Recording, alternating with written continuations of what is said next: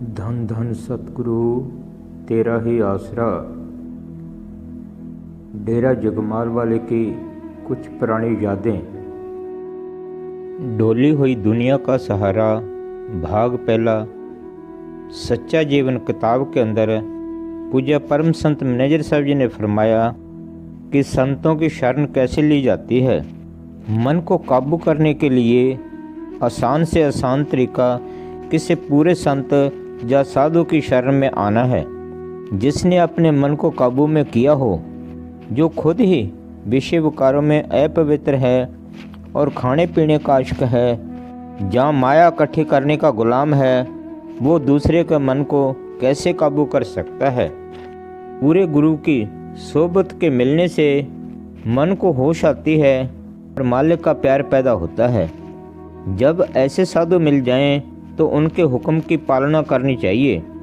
वो हमारी बेहतरी अच्छी तरह जानते हैं और मन की चालाकियों से खूब जानू होते हैं। उनके हुक्म के आगे कोई उजर ना करे। उजर मन की दलील है। उनके वचनों से बाहर होना अपने आप ਨੂੰ मन और काल के सुपुर्द करना है। उनका वचन वो कार है जो लक्ष्मण जी ने सीता के लिए निकाली थी। जैसे ही सीता ने अपना कदम कार से बाहर निकाला तो वो रावण के हाथों शिकार हो गई। सतगुर शब्द अलंग कर जन कोई सिख जाए, दादू पग पग काल है जहाँ जाए तहाँ खाए। उनका वचन एक प्रकार का बांध है जिसके अंदर काल नहीं आ सकता। जिस तरह बांध के टूटने से पानी इधर उधर फैल जाता है और जल्दी काबू नहीं आता, इसी तरह संतों के वचनों से बाहर होने से मन डोलने लगता है और जल्दी काबू में नहीं आता।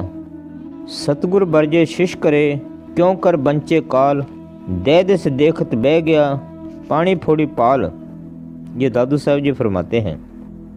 इस जगह एक बात नोट करने वाली है कि अपने मन के मत का त्यागना अति कठिन है। मन के मत त्यागो हरिजन, ये है बात कठिनी। ये मन सबके अंदर रव रहा है और अपनी वकालत करता रहता है। एक तरफ से किसी प्रेमी के मुंह से कोई बात निकलवाता है और दूसरी तरफ दूसरे प्रेमी के मुंह से वही बात की हाँ कहलवाता है। इस तरह मन सीधे रास्ते में चलने नहीं देता और संतों के हुक्म की पूरी पालना नहीं करने देता। ये कोई कहे कि आपे सतगुर तारेगा या बाहर की सेवा करो, यही भजन है। जहाँ किसी ने भजन किया है तो ऐसी बातें मन झट पकड़ के भजन अभ्यास से दूर सुट देता है। संतों के हुक्म के अनुसार भजन सिमरन किए बिना और अंदर शब्द का रस लिए बिना ये मन काबू में नहीं आता। संतों का हुक्म मान के इसका बिठौना ही सबसे बढ़िया भजन है। एक सत्संगी की अरदास। मस्ताना शाह बलोचिस्तानी जी के दरबार में अर्ज है और मैं हाथ जोड़कर ये बेनती और अरदास करता हूँ कि ये संसार बुझी आग में जल रहा है। ऐ मालिक, तुसी आप ही कृपा धर के सभी को बचा लो। जिस हीले ये उबर सकते हैं उसी तरह इन जीवों को उभार लो। हे स्वामी, आप अथाह, अपार और अति ऊंचे हैं और तेरे जैसा कोई सानी नहीं है। आप बेपरवाह हैं, आप सबसे सोने हैं, आप गरीब नवाज हैं। हमारी यही अरदास है कि तू कभी भी ना बिसरे। तू दातार है और समर्थ स्वामी है।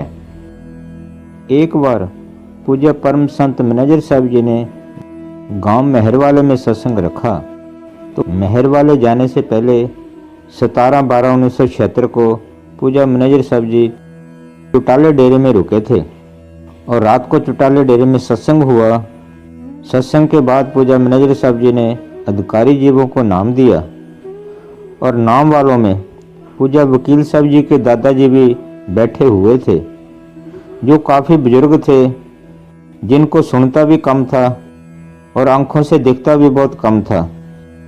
तो पूज्य मैनेजर साहब जी ने फरमाया कि इस बार आपको नाम नहीं मिलेगा, अगला जन्म आपको इंसानी चोला मिलेगा, अगले जन्म में आपको कोई फकीर मिलेगा, फिर आपको नाम मिलेगा। इतना कह के पूज्य मैनेजर साहब जी ने महाराज जी के दादाजी को नाम देने से इनकार कर दिया और उनको प्रेम से बाहर भेज दिया।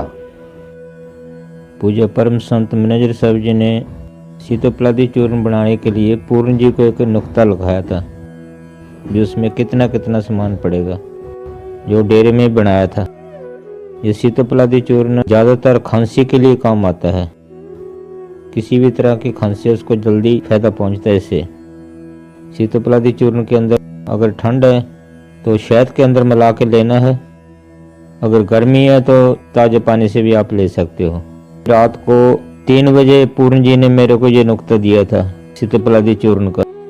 सीतोपलादी चूर्ण के अंदर जो सामान पड़ता है उसमें 10 ग्राम मगा और 20 ग्राम दालचीनी, 40 ग्राम तवाशिर और 80 ग्राम छोटी इलायची और 160 ग्राम मिश्री।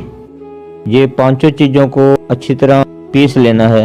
पीस के इसको कपड़े शान करके रख लेना है, तो जब भी जरूरत पड़े इसको हिसाब से खांसी के लिए ये नुक्ता बरता जाता है। मैनेजर साहब जी ज़्यादातर होम्योपैथिक या फिर देसी दवाइयाँ साधुओं को देते थे। देसी दवाइयों से साइड इफेक्ट बहुत कम होता है और फायदा ज़्यादा होता है। तो ये नुक्ता 17 तारीख पहला महीना 1977 की रात को 3 बजे पूर्ण जी ने मेरे को दिया था कि डॉक्टर ये दवाई ले ले, तो इसको रगड़ के रख ले, साधुओं को देनी है। धन धन सतगुरु तेरा ही आसरा।